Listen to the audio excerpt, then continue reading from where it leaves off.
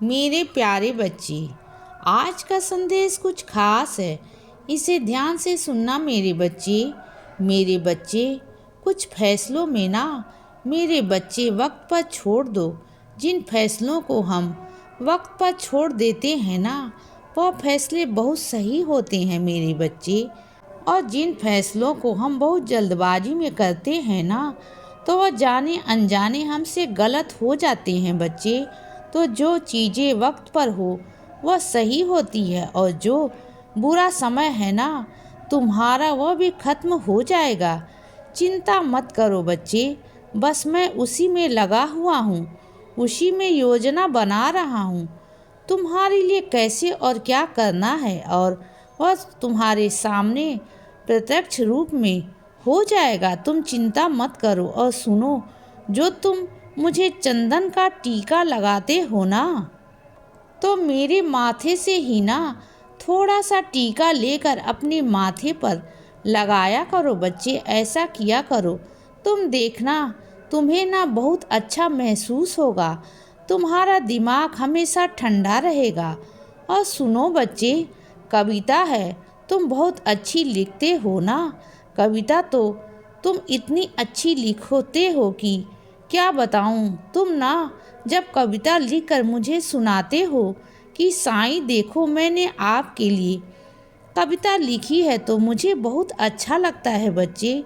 तो ऐसे लिखा करो, जब भी तुम मेरे बारे में कुछ शब्द लिखते हो ना, अपने शब्दों में अपनी एहसासों को, अपने प्यार को, अपने भावों को मेरे आगे प्रकट करते हो ना, तो मुझे बहुत खुशी। वो जो 4 शब्द हैं ना, तुम्हारे जो 4 पंक्तियां हैं, वो मेरे दिल में उतर जाती हैं तुम्हारे लिए। तुम्हारी बातें सुनकर इतना अपनापन मुझे महसूस होता है बच्चे। वैसे तो मेरे बच्चे हजारों हैं, लेकिन कुछ ही मेरे बच्चे ऐसे होते हैं जो सिर्फ और सिर्फ अपने बाबा को पूछने आते हैं, जो अपने बाबा से बातें करने आते हैं। वरना तो हर कोई मुझसे मांगने आता, मेरा कभी कोई हाल चाल नहीं पूछता। बहुत कुछ बच्चे ऐसे होते हैं जो अपने बाबा का दुख दर्द बांटते हैं। क्या मुझे दर्द नहीं होता? क्या मुझे तकलीफ नहीं होती? मेरे बच्चे, क्या मुझे दुख नहीं होता? मुझे सब कुछ होता है मेरे बच्चे। बस कोई कोई है जो मेरे बारे में जानने की कोशिश करता है कि बाबा कैसे हैं, कि बाबा के पाँव में दर्द है या नहीं, बाबा ठीक हैं तो। क्योंकि मैं अपने हर एक बच्चे के दुख को, दर्द को अपने ऊपर लेता हूँ, और मैं बीमार पड़ जाता हूँ। ऐसा होता है अक्सर मेरे साथ। तुमने कभी ध्यान नहीं दिया होगा कि मेरा शरीर कभी कभी ना बहुत गर्म होता है। कभी मेरे स्वरूप को हाथ लगा कर देखना, क्योंकि मैं अपने बच्चों को, तकलीफ़ों को, उनकी बीमारियों को अपने ऊपर लेता हूँ बच्चे। अभी हाल ही में मैंने अपने किसी बच्चे के बुखार को अपने ऊपर लिया, जो बहुत तकलीफ़ में था, बहुत परेशान था। उसे मैंने मुक्त कर दिया उस बीमारी से, और वह बीमारी मैंने अपने ऊपर ले ली बच्चे।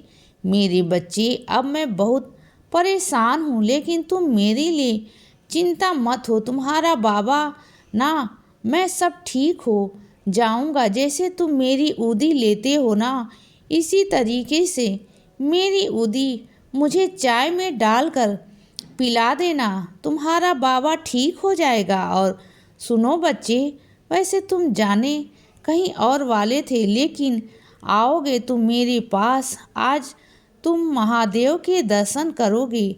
आओगे तुम मेरे पास तो तुम कहीं और जाओगे, लेकिन वहाँ से ना घूम फिर कर मैं तुम्हें बुला लूँगा महादेव के रूप में दर्शन देने, और तुम मेरे पास आओगे। मेरे बच्चे खुद चलकर आएंगे, और तुम खुद सोचोगे कि ये कैसे हुआ, ये मेरा चमत्कार होगा बच्चे।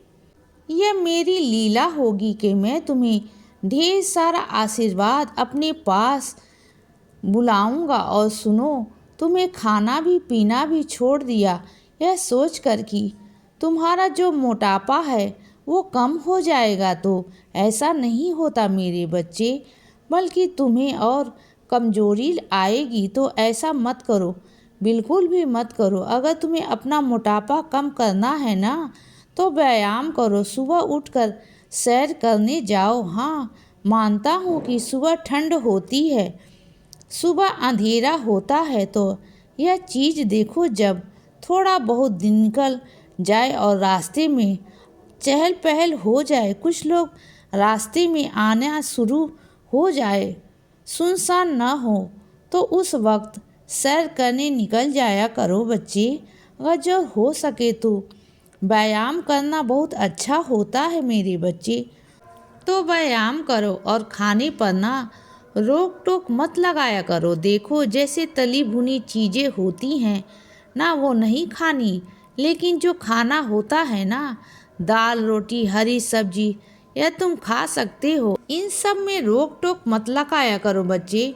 तुम पूरा दिन कुछ नहीं खाते हो, सिर्फ एक रोटी पर तुम जिंदा हो, यह कितनी गलत बात है। तुम्हारी ऐसा नहीं करना है।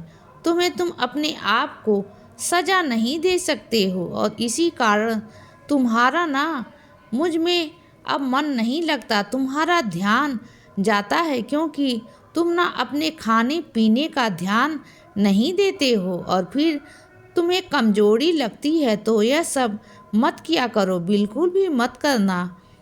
और सुनो बच्चे, इम्तहान तुम्हारा बाबा उसी बच्चे का लेता है जो इम्तहान देने योग्य होता है मेरे बच्चे। मैं हर किसी का इम्तहान नहीं लेता। जिसे मैं तुम्हें कुछ देना चाहता हूँ ना, मैं उसी की परीक्षा लेता हूँ।